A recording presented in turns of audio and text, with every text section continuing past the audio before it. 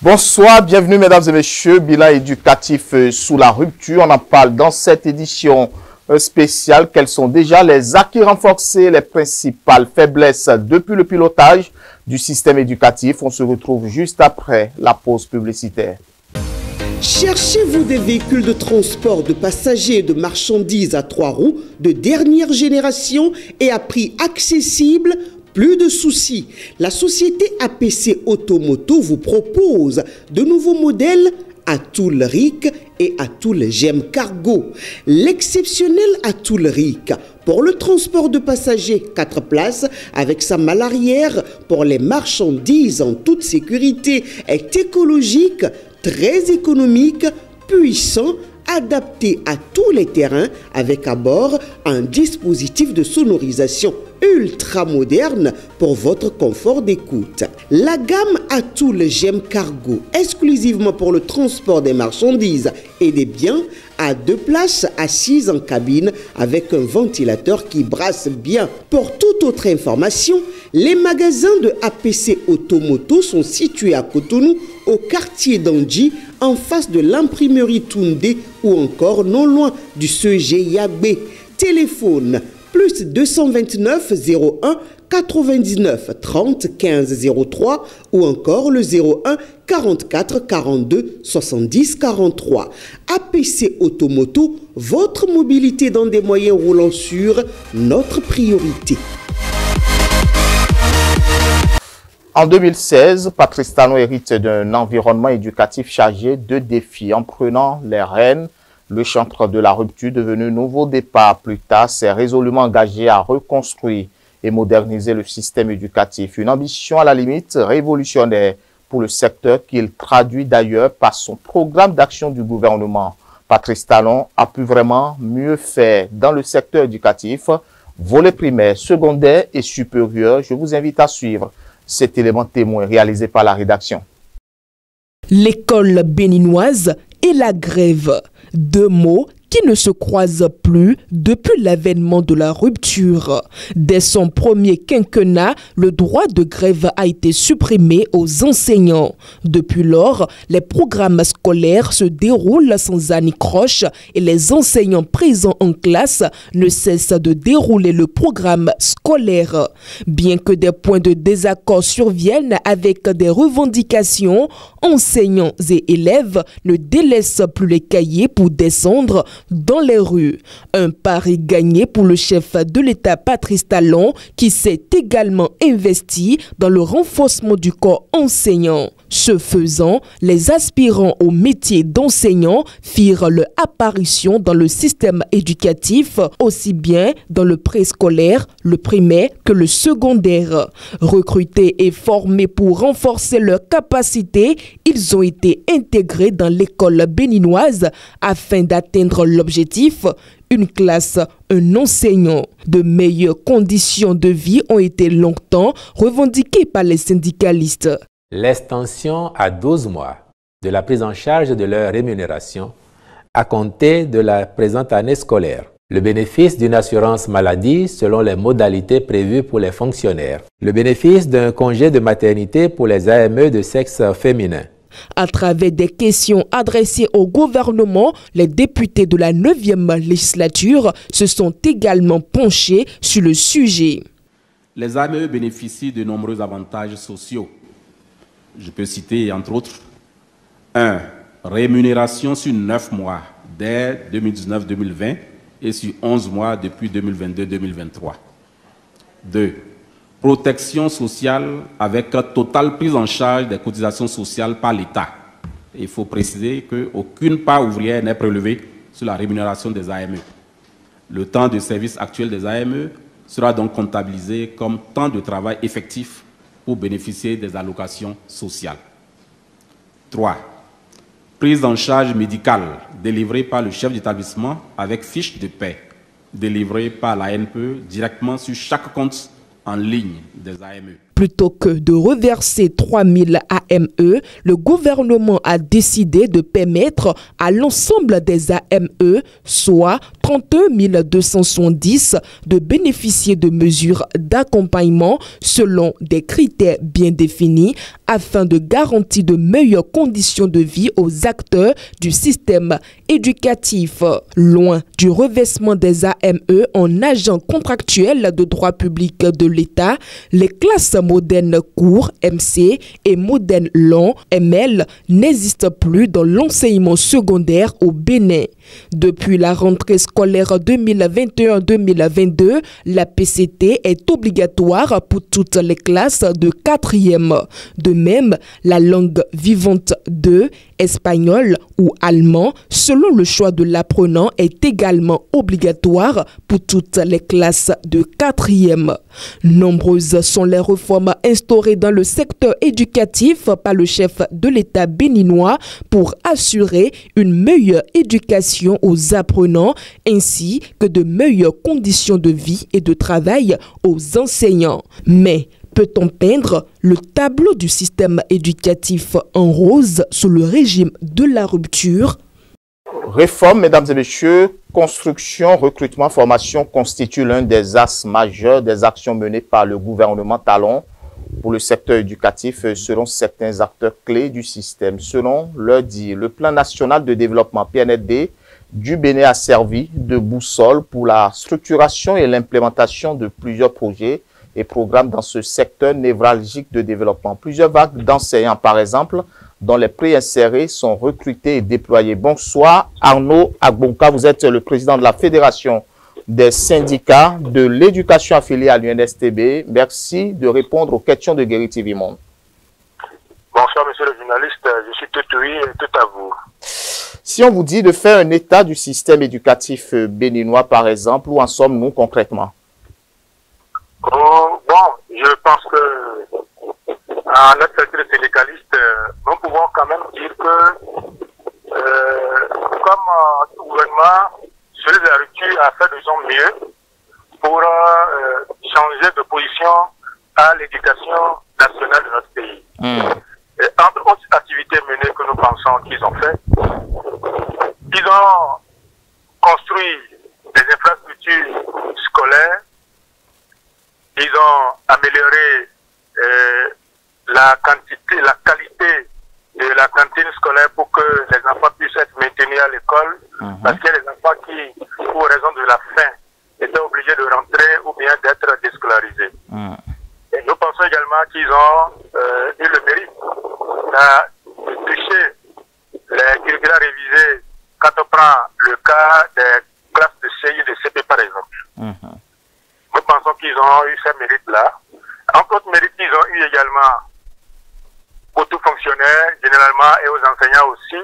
Ils ont recruté des enseignants. Aujourd'hui, au moins, nous sommes satisfaits. Et on a au moins une classe, un enseignant plus ou moins. C'est vrai qu'à des régions de prévues données, il y a encore un peu de ratés. Mais par rapport à d'autres des années antérieures, nous pensons quand même que par rapport à l'occupation des classes, il y a au moins des gardiens pour les enfants, même si ce n'est pas encore la qualité de personnes que nous aurons souhaité qui sont là actuellement. En tout cas, en résumé, vous êtes satisfait sur le recrutement, sur la formation et bien d'autres choses élaborées par le gouvernement. Et vous le dites si bien, plusieurs vagues d'enseignants dont les préinsérés sont recrutés et déployés dans les salles de classe partout au Bénin pour juguler le déficit en enseignants. Ne pensez-vous pas que c'est un gros défi aussi à relever quand on sait, vous le dites si bien, qu'il y a encore des classes qui n'ont pas toujours d'enseignants? Oui, il y a toujours des classes sans enseignants. Et ça, par exemple, c'est peut-être par un problème de gestion, donc de l'effectif d'enseignants, du flux d'enseignants recrutés. Mais nous pensons quand même que ce problème pourrait se régler si les problèmes statistiques sont bien maintenus par les acteurs de gestion des ressources humaines de l'éducation. Quels sont concrètement les points d'amélioration, outre le recrutement, la formation dont vous venez de parler? Ce qui devrait toucher normalement le personnel enseignant, aujourd'hui, nous pensons que les classes de CI et CP ont aujourd'hui un programme adapté pour que nos enfants puissent savoir lire et écrire réellement. Parce que savoir lire et écrire, c'est la base même de cette classe-là. Aujourd'hui, on a des curricula qui nous permettent véritablement d'avoir ce résultat que nous souhaitons en tant qu'acteurs de l'école béninoise. En tout cas, le point cumulant entre le primaire et le secondaire, c'est le recrutement des AME, hein, il faut le dire. Moi, ma question concrètement, qu'est-ce qui justifie ce retrait plus ou moins des enseignants AME tel que vous le pensez? Est-ce que c'est les conditions ou est-ce que c'est le recrutement qui a été mal fait? Là, je n'ai pas compris, mais je pense que vous voulez demander... Par exemple, dans le plateau, une vingtaine d'enseignants sont absents à leur poste. Qu'est-ce qui pourrait, selon vous, justifier l'absence des AME ou l'abandon, par exemple, des AME au niveau des différentes écoles? Oui, je vois. Les communiqués qui fusent depuis un certain temps dans certains départements, le plateau, la Libouri, la Takora et autres, vous devez constater que ce sont des départements que nous appelons à l'école des zones rouges. Et quand on prend la Takora, par exemple, c'est les zones que certains enseignants appellent les zones de djihadistes, où des parents estiment que envoyer les enfants là-bas, c'est les envoyer à l'abattoir. Donc, quand on prend le cas du plateau, bon, je ne saurais le dire, mais peut-être que les gens estiment que c'est des zones difficiles d'accès, des zones difficiles où on ne peut pas vivre, mais nous leur disons quand même qu'il y a des gens qui travaillaient aussi là-bas avant d'aller à la retraite. Bon, donc, pour ceux qui ont constaté les retraits, comme on peut le dire, les enseignants qui sont absents à ces postes-là, généralement, c'est des gens qui étaient déjà dans la base, tout en étant dans les écoles d'enseignement privé, et qui aujourd'hui sont déployés certainement dans ces écoles, dans les zones difficiles d'accès, et ils se disent qu'ils préfèrent encore rester à Cotonou, à Porto-Novo ou à Abomey pour rester dans leurs écoles que d'aller peut-être s'entasser dans les zones rouges, certainement. Mais on a constaté également que sur les listes, il y a des personnes qui ne vivent plus. Ou qui ont déjà trouvé mieux ailleurs, mais peut-être qu'on n'a pas pris leur avis et on les a déployés. Il y a des gens, par exemple, qui ont déjà fait des concours dans d'autres sous-secteurs, des gens qui ont été déjà complètement absorbés par la GDIZ de Golo-Djibé. Il y en a également qui sont déjà devenus des gardiens de la paix, donc des policiers républicains, que moi j'ai reconnu sur cette liste-là. Donc c'est peut-être tout ça qui fait que vous constatez cette difficulté dans ce département-là. D'accord. Sur quel axe devrait agir la rupture pour l'amélioration de l'éducation ou du système éducatif en un mot? Je pense d'abord que même dans le centre du recrutement, il y a un volet, ils ont recruté à l'enseignement secondaire, ils ont recruté à l'enseignement technique, ils ont recruté également dans le système au primaire. Mais on n'a plus jamais recruté en dehors de la toute première vague en 2019, jusqu'à ce jour, on n'a plus jamais recruté à l'enseignement maternel. Or, les collègues ou les camarades qui sont là-bas, ils ont besoin du personnel également. Ils n'en ont pas. Et lorsque nous demandons, lors des sessions de dialogue social, pourquoi il y a ce problème, on nous dit qu'il y a une réforme qui est en cours dans ce sous-secteur-là, de la maternelle. Mais comment est-ce qu'on pourrait faire, monsieur le journaliste, comment on peut faire des réformes dans un sous-secteur sans les acteurs de ce sous-secteur? Nous disons peut-être que ces réformes peut-être ressemblent à du fétichisme. C'est pour ça qu'on les cache. On aurait peut-être nous associer, qu'on allait peut-être plus communiquer autour pour comprendre concrètement ce qui se fait, si c'est vraiment dans le sens, dans le bon sens pour aider le système. Et pour vraiment prendre en compte la préoccupation des enseignants de la maternelle. Merci, Anno Agbonka. Je rappelle que vous êtes le président de la Fédération des syndicats de l'éducation affiliés à l'UNSTB. Merci, monsieur le journaliste. Merci. Pour améliorer le pilotage du système éducatif, le Conseil national s'est enraciné comme priorité à travers la gouvernance du secteur. Professeur Julien Gbagidi, bonsoir. Bonsoir, monsieur le journaliste. Vous êtes enseignant à l'université d'Abomey-Calavi. Le chef de l'État, à l'occasion de l'installation des 29 membres du Conseil national de l'éducation en 2020, a déclaré que la mise en place du CNE est le début d'un processus de mutation complète de notre système éducatif. Le principal atout de notre développement. Pensez-vous que l'objectif est atteint, par exemple?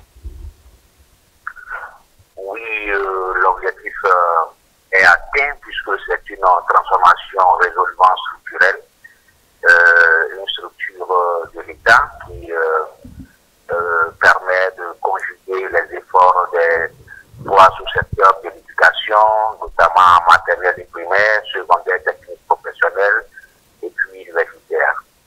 Donc, cette structure, pour une planification rigoureuse, rencontre les différents acteurs, les différents responsables de ces ministères pour faire le point de l'avancée de toutes les questions relatives au système éducatif formel et même non formel. Donc, je crois fondamentalement que c'est une transformation fondamentale qui permet d'évoluer dans le secteur de l'éducation en général.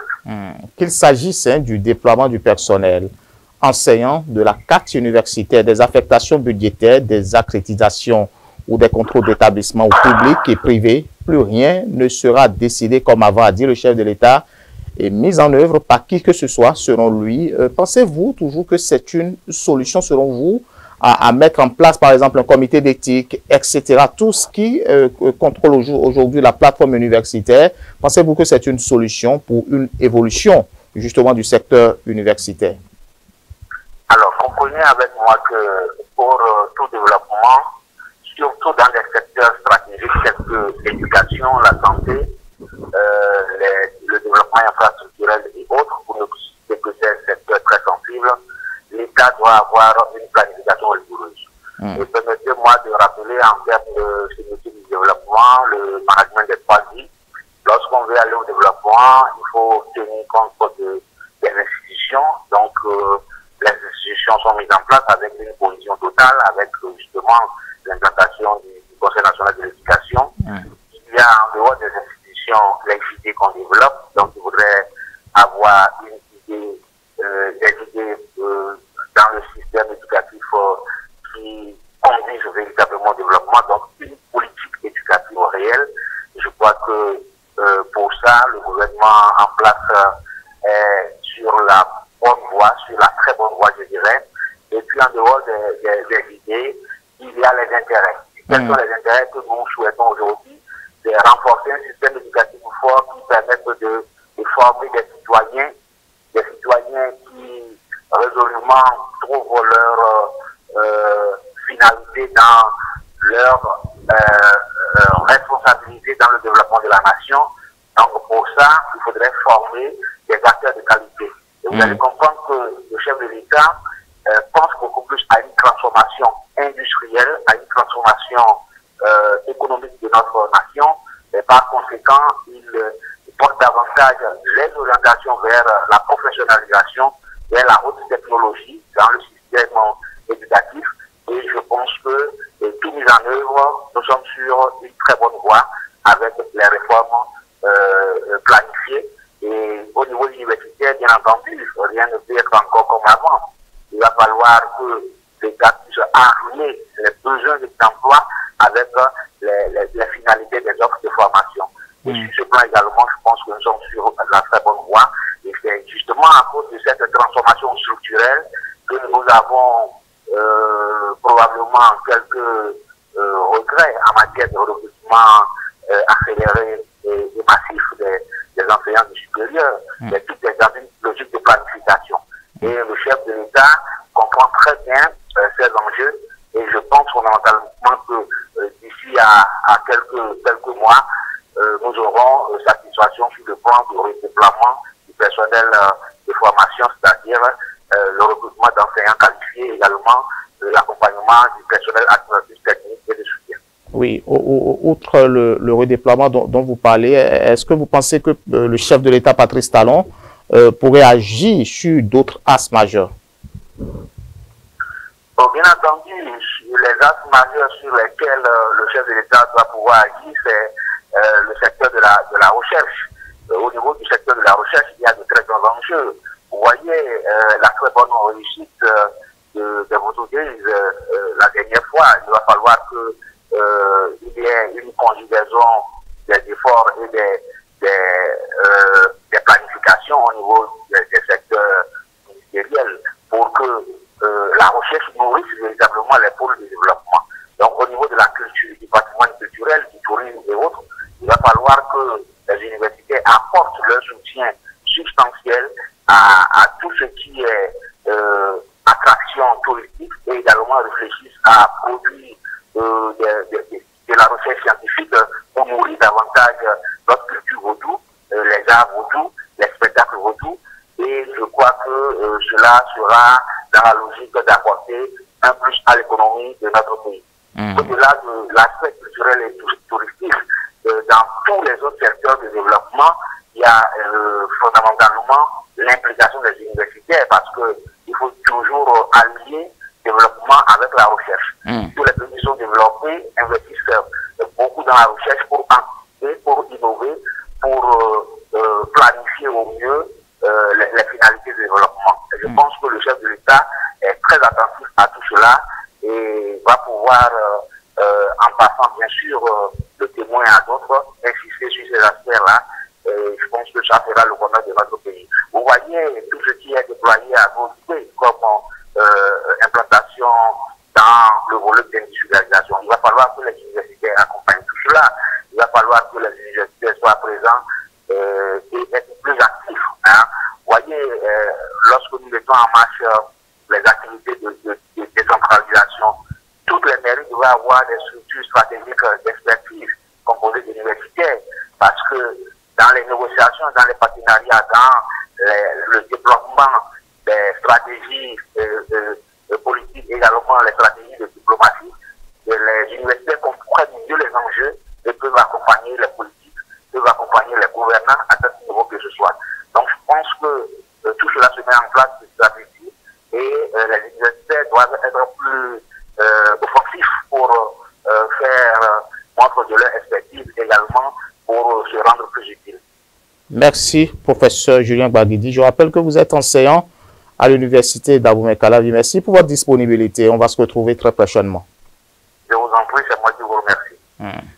Quel bilan peut-on faire, mesdames et messieurs, du système éducatif béninois, sous la rupture en tout cas? C'est la question autour de laquelle nous allons rester avec le secrétaire général, Alessandre Adjina. Bonsoir. Bonsoir, monsieur le journaliste. Vous êtes enseignant au secondaire, vous défendez la cause justement des enseignants. Si on vous dit justement de faire un point en matière de performance de l'éducation, est-ce qu'on peut dire que le système du président de la République depuis 2016 s'est concrétisé? Bon. Parce qu'il a parlé de recrutement, il a parlé de formation, il a parlé de la construction des classes, etc. Est-ce que vous pensez que le rêve s'est concrétisé?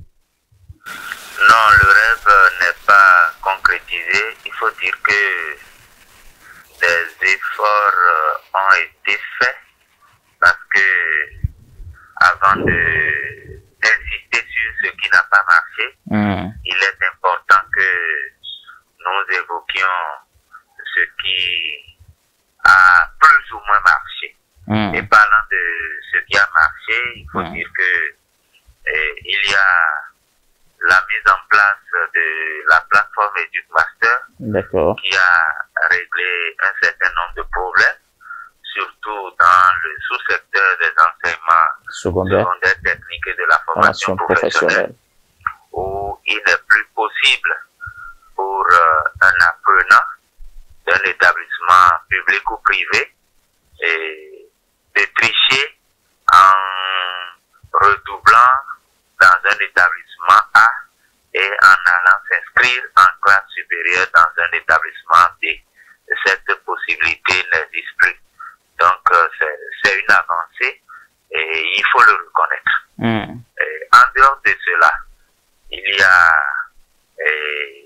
la mise en place du système de l'aspirana qui a consisté à sédentariser les ex-vacataires parce que par le passé, un vacataire pouvait parcourir 3 établissements publics avec 9 heures par établissement. Donc la sédentarisation des anciens vacataires est une mesure à saluer janvier. Mais très tôt, cette mesure s'est transformée en un esclavage qui ne dit pas son nom. Donc, globalement, il faut dire que ce qui n'a pas marché dépasse largement ce qui a marché, parce que lorsqu'on parle de recrutement, il faut dire que sous le régime de la rupture, il n'y a pas un plan de recrutement des enseignants.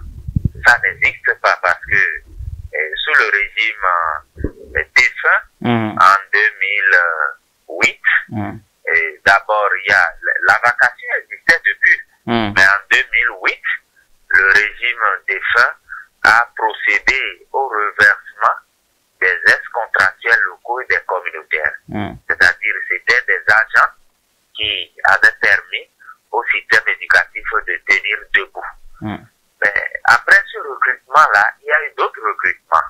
En 2009, il y a eu recrutement des contractuels dans le sous-secteur des enseignements secondaires techniques et de la formation professionnelle. Il y en a eu en 2012, il y en a eu en 2014, il y en a eu en 2016. Donc, il y a eu le recrutement aussi bien dans le sous-secteur des enseignements maternels primaires que dans le sous-secteur des enseignements secondaires techniques et de la formation professionnelle sous le régime défunt. Mais avec le régime de la rupture, en dehors du concours organisé par le régime défunt en 2015 dans le sous-secteur des enseignements secondaires techniques et de la formation professionnelle qui a été repris en 2016, mais il n'y a plus de recrutement. Donc, inexistence d'un plan de recrutement. Parce qu'il faut recruter avant de former. Et face à cette situation, les jeunes qui sortent des écoles normales des instituteurs attendent d'être recrutés, parce que il y en a qui vont dans les écoles des instituteurs avec le niveau BPC pour obtenir le CAP, le certificat élémentaire d'aptitude pédagogique, et le CAP, certificat d'aptitude pédagogique. Et ceux-là attendent d'être recrutés. De la même manière, dans le sous-secteur des enseignements secondaires techniques et de la formation professionnelle, il y a des titulaires de la licence qui s'inscrivent dans les écoles normales pour obtenir le brevet d'aptitude au professorat de l'enseignement secondaire BAPES et CAPES, de l'enseignement technique BAPES à leur propre frais. C'est la même chose pour ceux qui sont détenteurs de la maîtrise et qui vont chercher le CAPES normal pour obtenir le certificat d'aptitude au professorat de l'enseignement secondaire CAPES et le certificat d'aptitude au professorat de l'enseignement technique CAPES. Donc ceux-là existent et on ne peut pas les appeler des aspirants. Parce que lorsqu'on désigne ceux-là sous le vocal aspirant, cela pose un véritable problème. Ils sont des enseignants à part entière. Donc, depuis 2019, que les ex-vacataires ont été convertis en aspirants avec leur sédentarisation, mais le porte-parole du gouvernement a, en décembre 2022, annoncé le reversement de ces collègues-là qui en réalité sont dans une situation de préinsertion, leur reversement en agent contractuel de droit public de l'État. Et ce n'est pas une première, cela a eu lieu par le passé. Et c'est ça, c'est à ça que j'ai fait allusion en parlant du reversement qui a eu lieu en 2008. La date d'effet du contrat des concernés, c'est le 1er janvier 2008. Mais ça n'a pas eu lieu seulement dans le secteur de l'éducation. Le reversement a également eu lieu et dans les autres ministères et institutions de l'État. Alors qu'il est prescrit et au niveau de l'article 1er de la loi 2003-17 du 11 novembre 2003 qui a été rectifié le 6 octobre 2005, c'est-à-dire la loi d'orientation de l'éducation nationale, en son article 1er, a prescrit que l'éducation reste la première priorité nationale. Mais tel que ça se passe, et le gouvernement de la rupture n'est pas en train de montrer que l'éducation reste la première priorité nationale. Nous assistons à ce que nous pouvons appeler du saupoudrage parce que la gestion de la carrière des enseignants aussi, cela pose un véritable problème.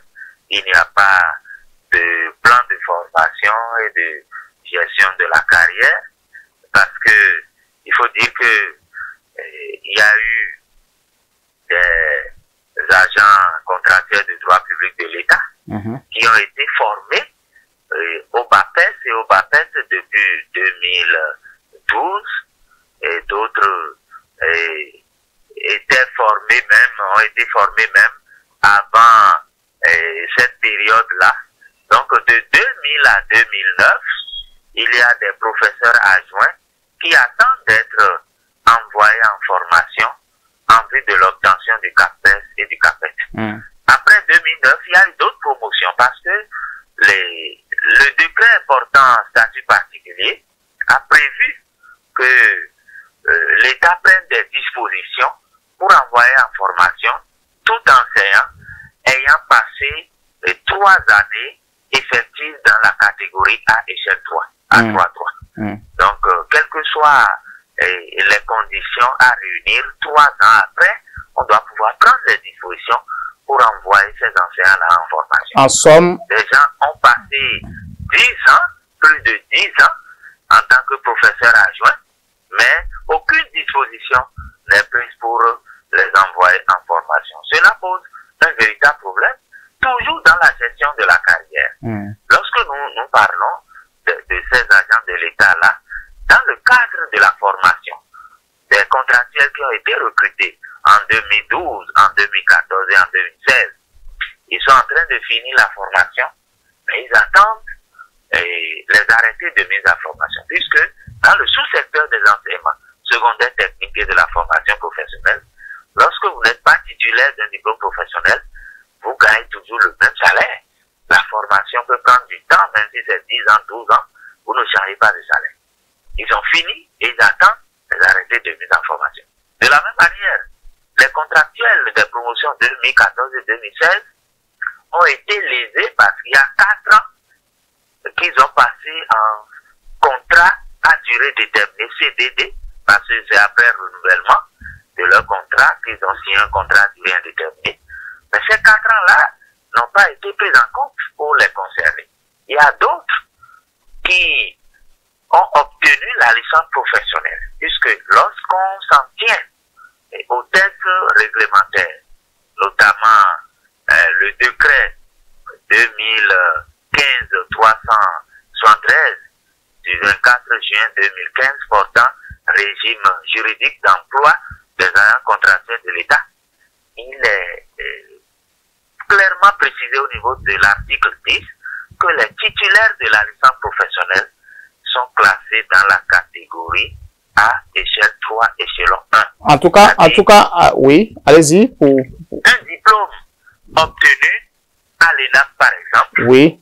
Le cycle 1 de l'ENAP, lorsqu'on a la licence professionnelle à l'ENAP, cela équivaut à la maîtrise obtenue en faculté. D'accord. Mais contre toute attente, oui, les concernés qui sont de l'enseignement technique ont été classés en B1-1, comme s'ils avaient obtenu une licence académique, alors qu'ils ont obtenu une licence professionnelle équivaut à la maîtrise. Très bien. On devrait les classer en A3. Voilà. Alessandra Adjina, en fait, la liste, elle est exhaustive parce que c'est une édition spéciale. On aura le temps de faire une émission peut-être sur ça. Moi, ce que je voudrais savoir en un mot, voilà, ce que je voudrais savoir en un mot, est-ce que vous êtes en train de dire que le gouvernement de la rupture est partagé entre force et faiblesse? Oui, mais les faiblesses surpassent largement les forces dans la mesure où il n'y a pas un plan de recrutement, il n'y a pas un plan de gestion de la carrière des enseignants, parce que de la maternelle jusqu'au supérieur, il n'y a pas eu de recrutement, même jusqu'au supérieur, il y a une base de données qui a été constituée pour présélectionner des docteurs qui attendent d'être déployés en tant qu'aspirants aussi. Ça veut dire quoi? Ça veut dire que l'offre au niveau du secteur de l'éducation, qui est la priorité des priorités sous le régime de la rupture, c'est l'aspirana. Et lorsqu'on parle d'aspirana, il n'y a pas de sécurité de l'emploi. Il a fallu que nous, responsables syndicaux, ensemble avec nos collègues des deux sous-secteurs, c'est-à-dire la maternelle, le primaire, les enseignements secondaires techniques et de la formation professionnelle, pour que le gouvernement décide de payer 12 mois sur 12 aux concernés. Et en dehors de cela, c'est tout récemment que le gouvernement a accepté d'accorder les congés de maternité. Ce sont des pas dans la bonne direction, d'accorder les congés de maternité aux femmes qui sont des aspirantes et qui accouchent, et également de permettre à ces collègues-là de bénéficier de l'exonération du paiement des frais de scolarité et au profit de leurs enfants. Donc, c'est l'aspirana qui est proposé de la maternelle au supérieur. Il n'y a pas un plan de recrutement et dans ces conditions, il n'y a pas de sécurité sociale. Et quand ça se passe comme ça, ça tue la vocation. Parce qu'il y en a qui étaient déjà dans la vacation avant que le système de l'aspirana ne soit institué au titre de l'année scolaire 2019-2020. Voilà. La construction des infrastructures, il y en a eu sous le régime de la rupture.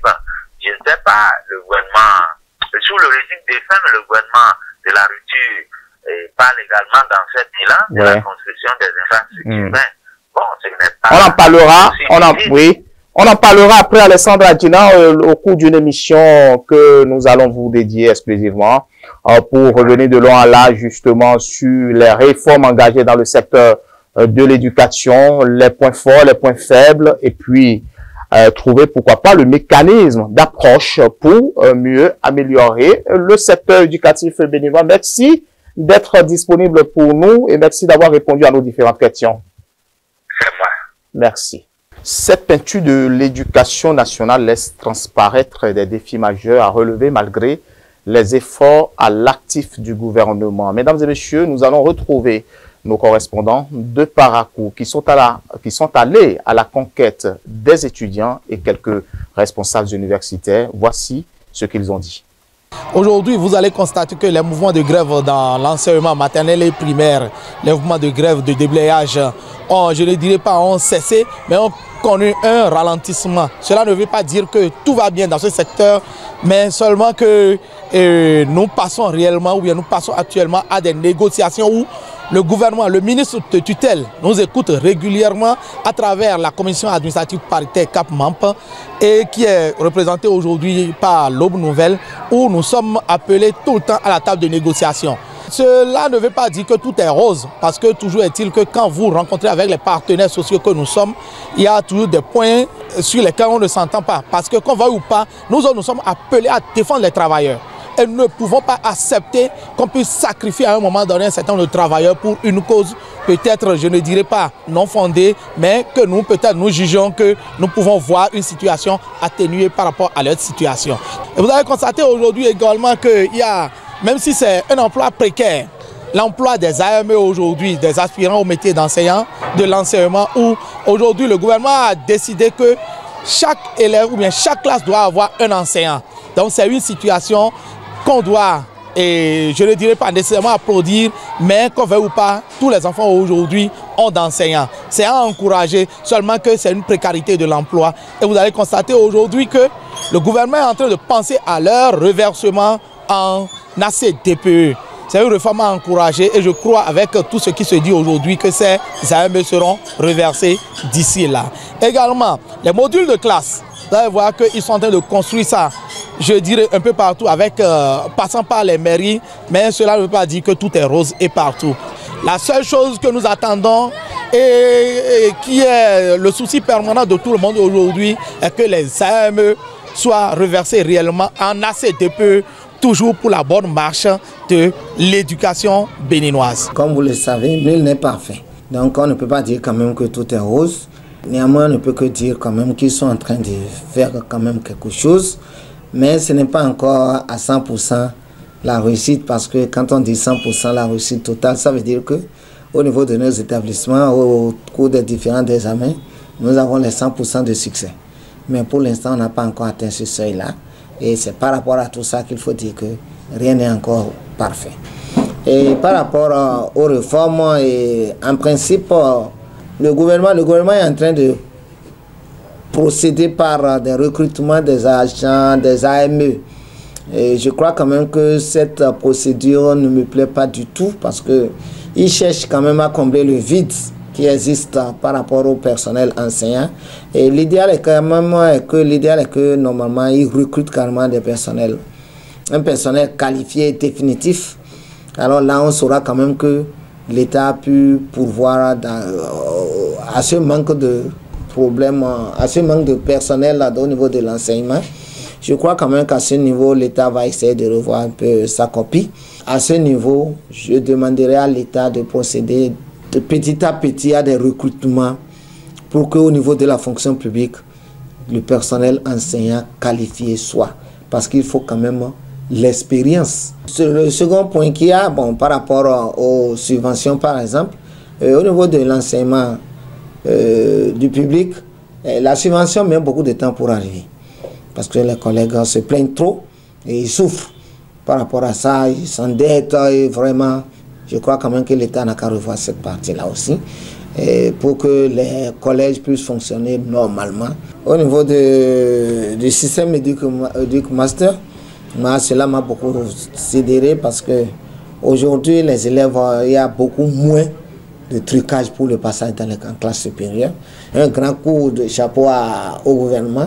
Je voudrais faire une proposition, si l'État peut copier certains États où les gens ils travaillent dans la matinée jusqu'à peut-être 14 h et dans l'après-midi, on amène les enfants dans des ateliers pour les apprendre à faire certains métiers. Je crois quand même que si l'État peut revoir ça, ce serait une très bonne chose. Le gouvernement a fait beaucoup d'efforts pour aider l'éducation. Il a haussé les tons quelque part, ce qui a permis aux directeurs d'école de surveiller, de veiller sur leurs professeurs qu'ils incarnent afin d'améliorer les résultats. Parce que dès que tu n'as pas atteint un seuil donné, on te remplace et toute ton équipe s'en va. Donc, ils sont maintenant tenus à tout faire pour que le résultat s'améliore. Nous remercions beaucoup, surtout le président. Quand on parle d'un ministère ou bien du gouvernement, c'est le président en question, puisque c'est lui qui donne finalement son aval. Il est en train de faire beaucoup d'efforts. Nous constatons, et quand on prend maintenant le cours primaire, cette année, on a regardé les résultats. Il y a beaucoup d'écoles publiques qui ont fait 100% dans Paracoum 1. Beaucoup d'écoles publiques ont fait 100% de réussite au CPE. Donc dans les collèges aussi, ça a beaucoup marché. Bon, maintenant, ce qu'on peut dire, c'est manque de classe. Beaucoup d'établissements manquent de classe.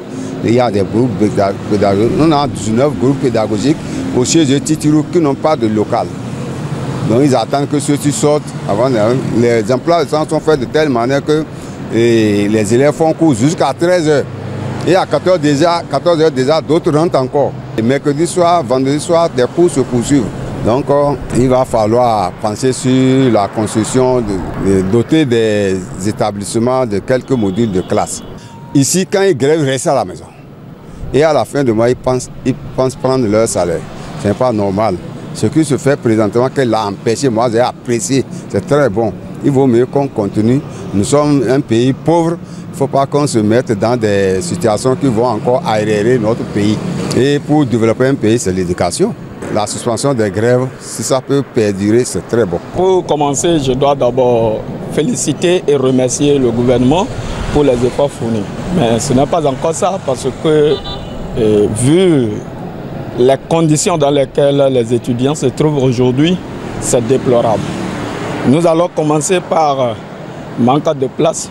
Il n'y a pas les salles de classe où les étudiants ne se sentent pas confortables dans les salles de classe. Puisque je vais prendre mon exemple.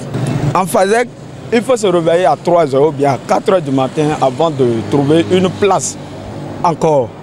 La place que tu vas trouver, à partir de 8 h, 9 h, toi-même tu serais coincé. À part ça, les inscriptions. Avant de s'inscrire, vraiment, il faut avoir une bonne patience. Sinon, simple inscription peut te prendre une journée, 2 jours, pourquoi pas 3 jours d'ailleurs.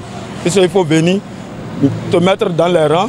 Et je pense que ce que je peux dire par rapport à cela, il faut que le gouvernement nous vienne en aide avec la construction des amphis et essayer d'étendre un peu, telles que les plateformes se sont déjà créées un peu partout. Il faut qu'ils nous viennent aussi en aide dans ce sens. Fin de cette édition spéciale, portez-vous bien.